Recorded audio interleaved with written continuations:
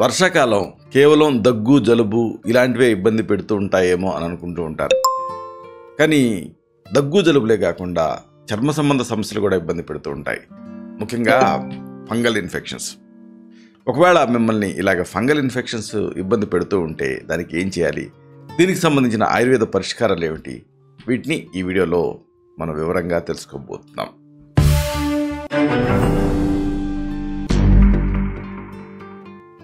మిత్రులారా, నమస్కారం. నేను మీ డాక్టర్ చిరుమామిళ్ళ మురళీ మనోహర్. ఈ వీడియోలో చాలా ముఖ్యమైన విషయాన్ని మనం తెలుసుకోబోతున్నాం. ఎంతోమందిని ఇబ్బంది పెట్టేటటువంటి ఈ ఫంగల్ ఇన్ఫెక్షన్స్, ఇవి చాలా ఘోరంగా ఉంటాయి. అంటే నిద్రాహారాలు లేకుండా ఇబ్బంది పెడుతూ ఉంటాయి. దురదలే కాదు, సెకండరీ ఇన్ఫెక్షన్స్ ఇలాంటివన్నీ. కాబట్టి వీటిపైన మీకు అవగాహన ఉండాలి. ఈ ఋతుపవనాలలో ఇబ్బంది ఏమిటంటే, ఈ మధ్యకాలంలో వరుసగా ఈ వర్షాలు పడుతూ ఉన్నాయి అనేక రాష్ట్రాలలో. కాబట్టి ఈ వర్షాలు, తేమ ఇవన్నీ కూడా ఆరోగ్యరీత్యా చాలా ఇబ్బందులు కలుగజేస్తున్నాయి. మామూలుగా వర్షాకాలం అంటే నిస్సందేహంగా ఆహ్లాదకరంగా ఉంటుంది. ఎందుకంటే ఎంతోమంది కవులు ఈ వర్షాలని వీటిని వర్ణిస్తూ ఉంటారు, సినిమాలు కూడా వచ్చాయి. అయితే అనేక అంటువ్యాధులు, ఇతర చర్మ సంబంధ సమస్యలు ఇలాంటివి కూడా ప్రబలుతూ ఉంటాయి. చాలాసార్లు ఈ సూర్యరశ్మి, గాలిలో తేమ, వర్షపు నీరు, చెమట, ఇంకా చుట్టుపక్కల వాతావరణంలో తేమ అన్నీ కలిసి ఇన్ఫెక్షన్స్ని కలగజేస్తూ ఉంటాయి. ఇది ఇబ్బంది.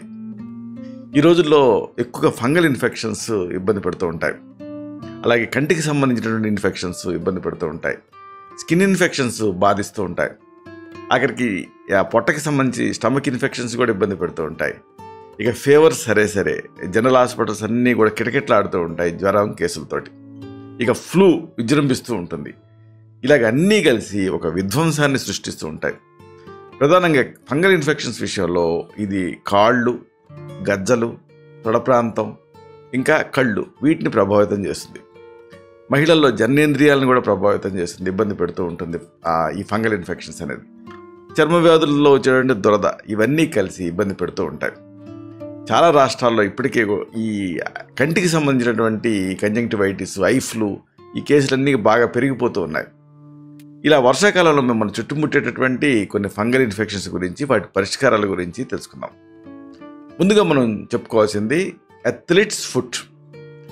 దీన్నే టినియా పెడిస్ అనే పేరుతో పిలుస్తారు. ఇది అతి కామన్గా వచ్చేటటువంటి ఒక ఫంగల్ ఇన్ఫెక్షన్.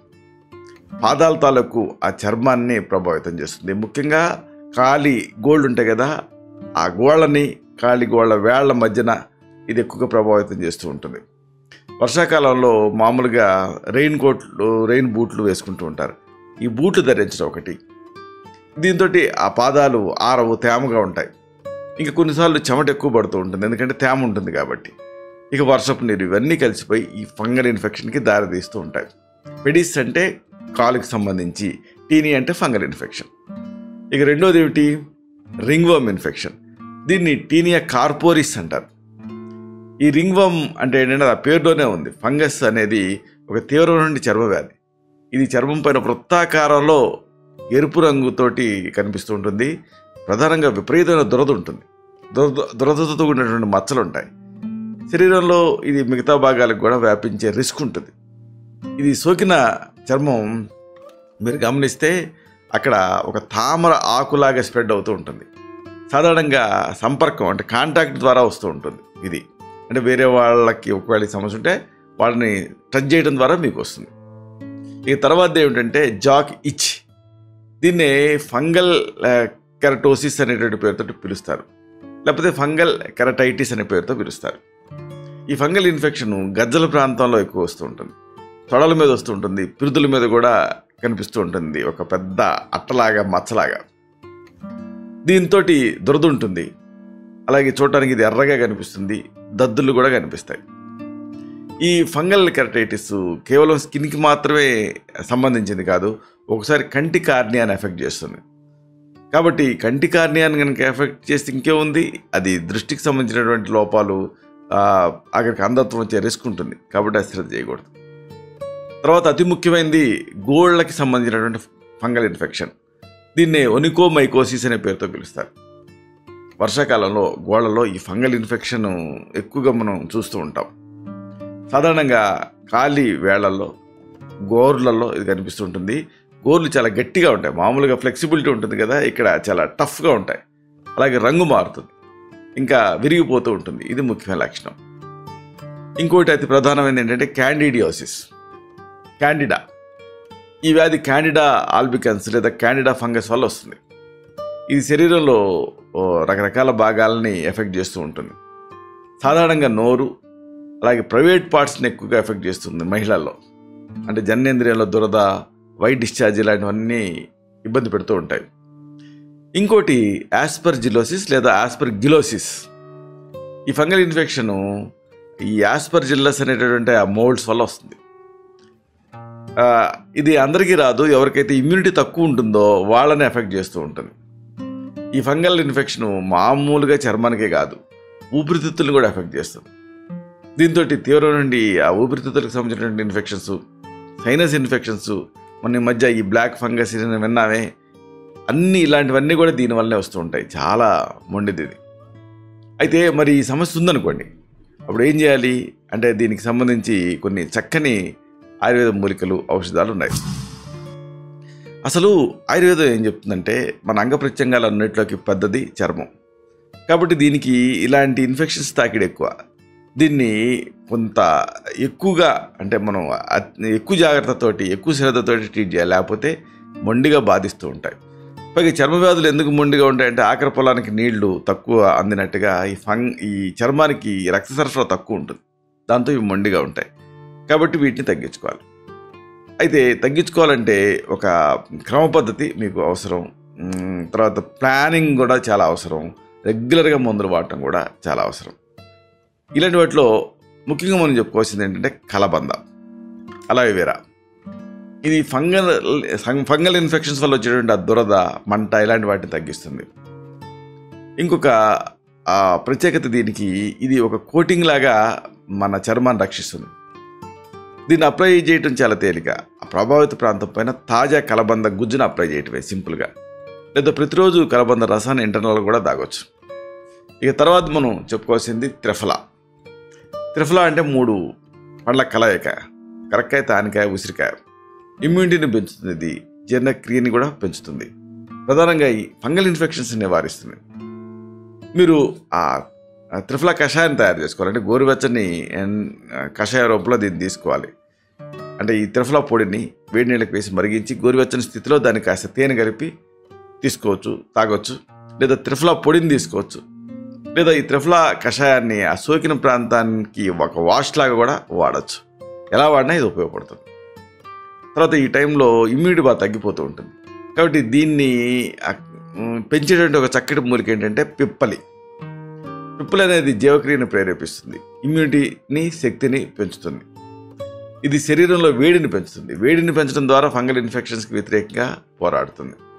ఇది మీకు ఆయుర్వేద మూలికలు అమ్మే దుకాణంలో దొరుకుతుంది. లాంగ్ పెప్పర్ అంటారు. ఈ పిప్పల పొడిని, అంటే పిప్పలను కొంచెం దోరగా వేయించి పొడి చేసుకొని తేనెతో కానీ నెయ్యితో కానీ 1 నుంచి 2 గ్రాముల మోతాదుగా రోజుకి 2 సార్లు తీసుకుంటూ ఉండాలి.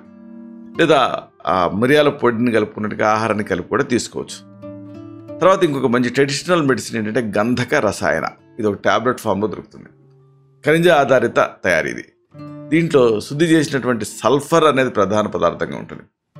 ఇది anti fungal, anti bacterial, anti inflammatory నేచర్తో పాటుగా రసాయనం కదా, అంటే రోగనిరోధక శక్తిని పెంచుతుంది.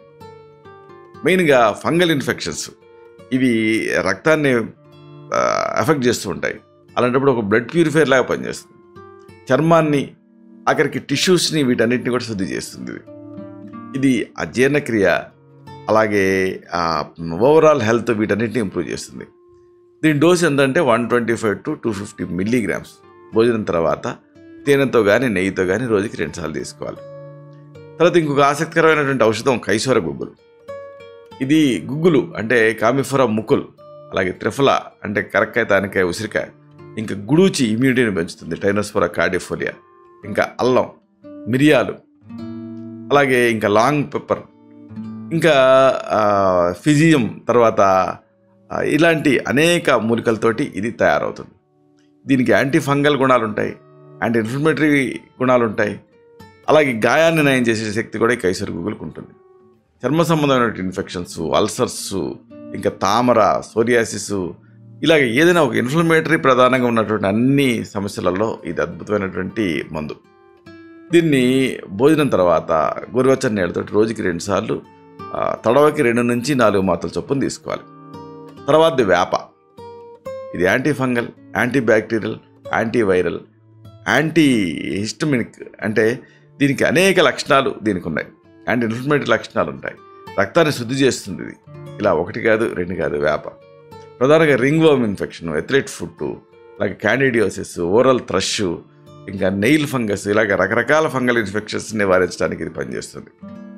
ప్రధానంగా ఇమ్యూనిటీని పెంచుతుంది. రక్తంలో చక్కెర స్థాయిలను కూడా కంట్రోల్ చేస్తుంది. ఇక చర్మ రోగాలను సరిదిద్దుతుంది. దీని రికమెండెడ్ డోస్ ఎంత అంటే 1 నుంచి 2 క్యాప్సూల్స్ రోజుకి 2 సార్లు భోజనం తర్వాత నీళ్ళతో కానీ లేకపోతే ఇతర ఫ్రూట్ జ్యూసులతో కానీ వీటితో తీసుకోవచ్చు. అలాగే దీన్ని ఎక్స్టర్నల్గానే కాకుండా ఇంటర్నల్గా కాకుండా వేప నూనె, వేప పేస్టు ఇలాంటివి కూడా ఎఫెక్టెడ్ పార్ట్స్ మీద అప్లై చేయొచ్చు. వేపను లోపలికి తీసుకోవచ్చు, ఎక్స్టర్నల్గా కూడా వాడచ్చు. వేప అంటే వేప ఆకు, అలాగే వేప బెరడు. ఇక తర్వాతది పసుపు. దీనికి anti fungal, anti bacterial, anti inflammatory లక్షణాలు, యాంటీ ఆక్సిడెంట్ లక్షణాలు, ప్రధానంగా గాయాలను తగ్గించే లక్షణాలు ఉంటాయి. ఇది ఫంగస్ పెరుగుదలని కంట్రోల్ చేస్తుంది, అలాగే ఇన్ఫ్లమేషన్ తగ్గిస్తుంది. ఫంగల్ ఇన్ఫెక్షన్స్తో పోరాటానికి వేప మీకు సహాయపడుతుంది. అదే గార్లిక్. ఇది రోగనిరోధక శక్తిని, జీర్ణశక్తిని, ఇంకా చర్మపు ఆరోగ్యాన్ని వీటన్నిటిని పెంచుతుంది. దీని మోతాదు ఎంత అంటే 1 నుంచి 2 టీ స్పూన్ల పసుపు పొడిని తేనె లేదా పాలతో కలిపి రోజుకి 2 సార్లు తీసుకుంటూ ఉండాలి. ప్రత్యామ్నాయంగా ఈ పసుపు పేస్ట్ని ఎఫెక్టెడ్ ఏరియాస్లో అప్లై చేయొచ్చు కూడా. తర్వాత వెల్లుల్లి. దీనికి anti fungal, anti bacterial, anti viral గుణాలు, ఇమ్యూనిటీని పెంచే గుణాలు ఇవన్నీ ఉన్నాయి. ఇది మెయిన్గా ఈ వెల్లుల్లి అనేది ఫంగల్ ఇన్ఫెక్షన్స్ మీద పోరాడుతుంది. ఇది రక్త ప్రెషర్ని పెంచుతుంది, జీర్ణక్రియని ఇంప్రూవ్ చేస్తుంది, అలాగే జీవక్రియని కూడా మెరుగుపరుస్తుంది. దీన్ని వెల్లుల్లిని ఎంత మోతాదులో తీసుకోవాలి అంటే 1 నుంచి 2, అవసరం కూడా 2 నుంచి 4 పాట్స్ అంటారు, అంటే వెల్లిపాయలు అంటారు కదా, గార్లిక్ పాట్స్. వీటిని మెత్తగా పేస్ట్ లాగా తీసుకోవచ్చు, లేదా తురిమి తీసుకోవచ్చు తరిగి, లేదా పచ్చిగా అన్నం మాటను బట్టి తినొచ్చు. ఇలా ఏదో ఒక రూపంలో దీన్ని తీసుకోవాలి. వెల్లుల్లి నూనె, వెల్లుల్లి పేస్టు, ఇలాగా వీటిని ఎక్స్టర్నల్గా ఆ ఫంగల్ ఇన్ఫెక్షన్ ఉన్న చోట అప్లై చేయాలి. ఇలాగ ఇవన్నీ కూడా యాంటీ ఫంగల్ కదా కింద పనిచేసేటువంటి ఆయుర్వేద మూలికలు, ఔషధాలు. ఇవన్నీ ప్రిలిమినరీ. కానీ ఒక్కొక్కసారి ఈ ఫంగల్ ఇన్ఫెక్షన్ మొండిగా ఇబ్బంది పెడుతూ ఉంటుంది. ఒకసారి ఫంగల్ ఇన్ఫెక్షన్ కాకుండా ఇతర వ్యాధులు ఫంగల్ ఇన్ఫెక్షన్స్ లాగా కనిపిస్తాయి, సోరియాసిస్, ఎగ్జిమా లాంటివి. అలాంటప్పుడు మిమ్మల్ని వ్యక్తిగతంగా పరీక్ష చేసి మీకు మాత్రమే ప్రత్యేకమైన ఆయుర్వేద ఔషధాలని తగిన అనుపాన సహపానాలతో ప్రిస్క్రైబ్ చేయాల్సి ఉంటుంది. ఇలాంటి మరిన్ని ఇన్ఫర్మేటివ్ వీడియోస్ కోసం ఈ ఛానల్ సబ్స్క్రైబ్ చేసుకోండి. అలాగే ఈ వీడియోలు అప్లోడ్ అవ్వడంతోనే ఆ విషయం మీకు తెలియడం కోసం బెల్ బటన్ని క్లిక్ చేయండి. అన్నిటికంటే ముఖ్యంగా ఇలాంటి అద్భుతమైన విషయాలు 10 మందికి ఉపయోగపడటం కోసం ఈ వీడియో తాలూకు లింక్ని మీ సర్కిల్స్తో షేర్ చేసుకోండి. శతం జీవ శరదో వర్ధమానః, శతం హేమంతాన్ శతం వసంతాలు. 100 శరత్తులు, 100 హేమంతాలు, 100 వసంతాలు వర్ధిల్లుతూ జీవించండి. Stay healthy, stay happy, be positive, keep smiling, stay safe. Love you all. శుభం.